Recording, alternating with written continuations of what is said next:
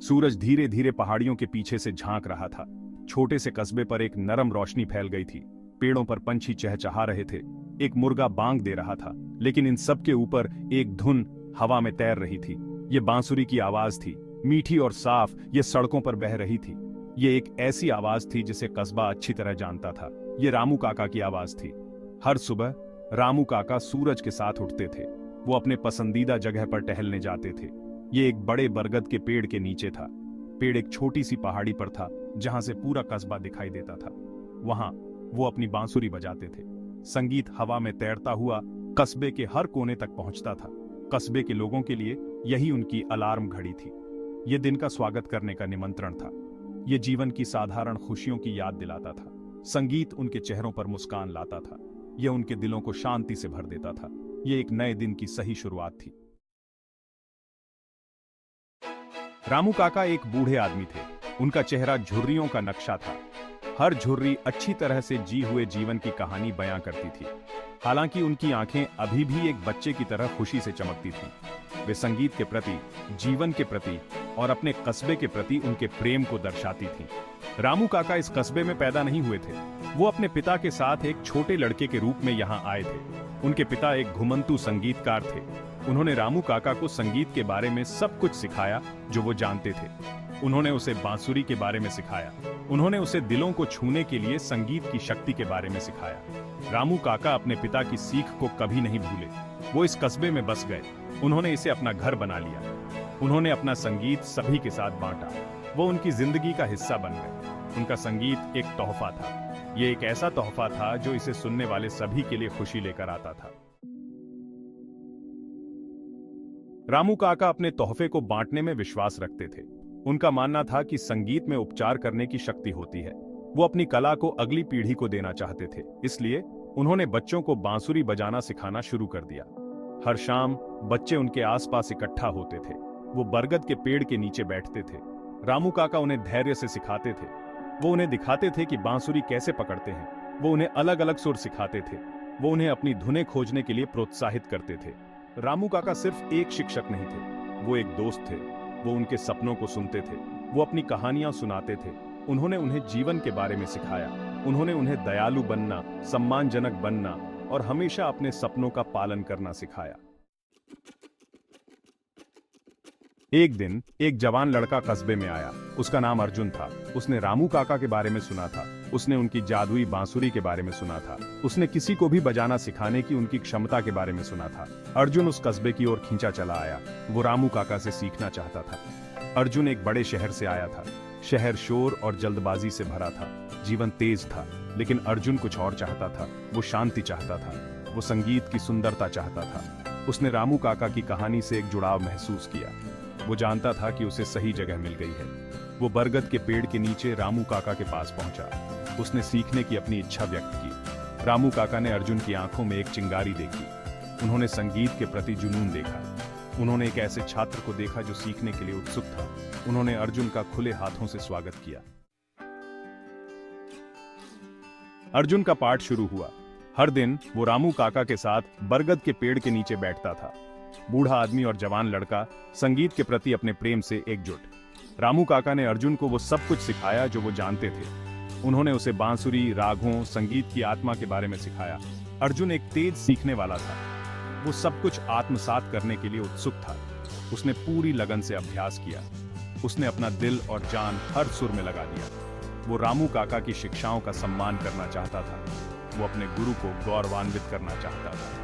हर गुजरते दिन के साथ उनका बंधन मजबूत होता गया। वो सिर्फ शिक्षक और छात्र नहीं थे, वो दोस्त थे। उन्होंने कहानियां, हंसी और संगीत के प्रति प्रेम बांटा जिसने उन्हें जोड़ा। जैसे जैसे अर्जुन ने सीखा, उसने कस्बे के लिए बजाना शुरू कर दिया।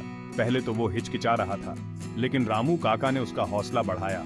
उन्होंने उसे अपना तोहफा बांटने के लिए कहा।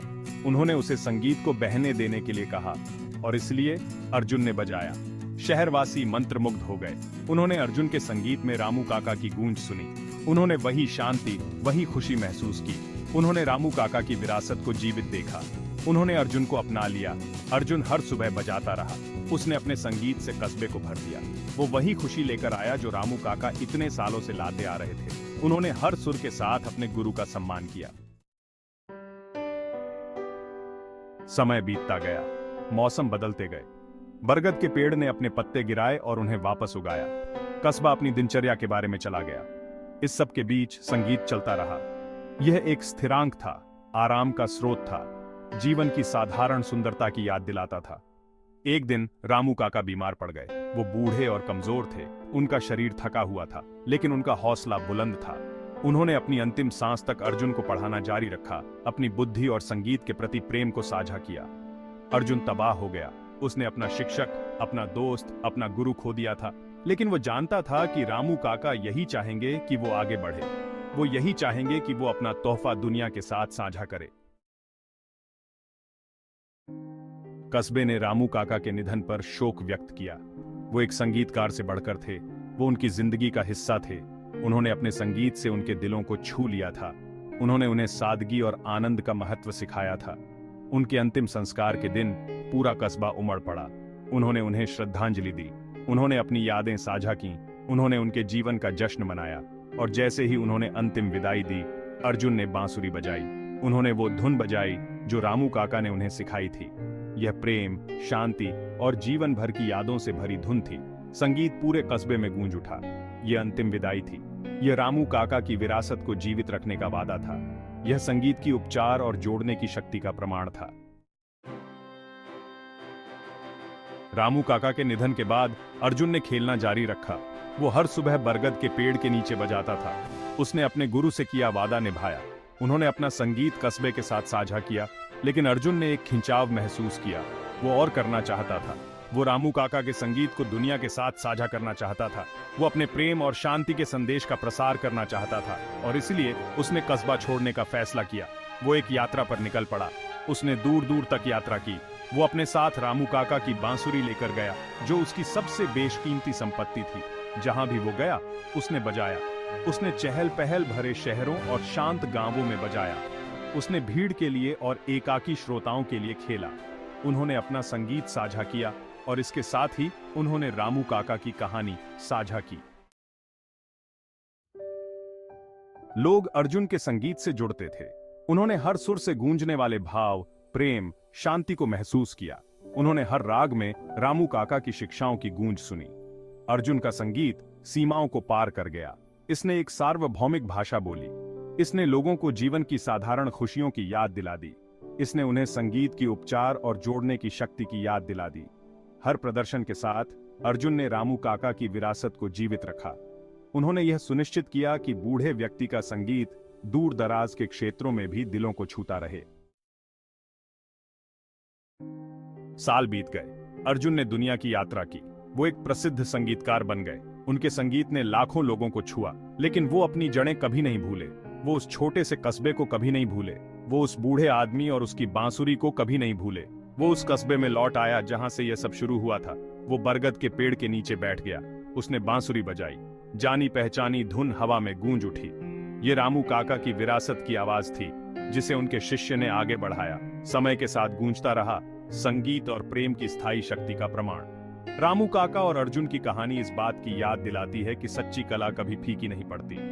ये पीढ़ी दर पीढ़ी चली आ रही है, दिलों को छू रही है, सपनों को प्रेरित कर रही है, और हमें उन चीजों की सुंदरता की याद दिला रही है जो सबसे सरल हैं।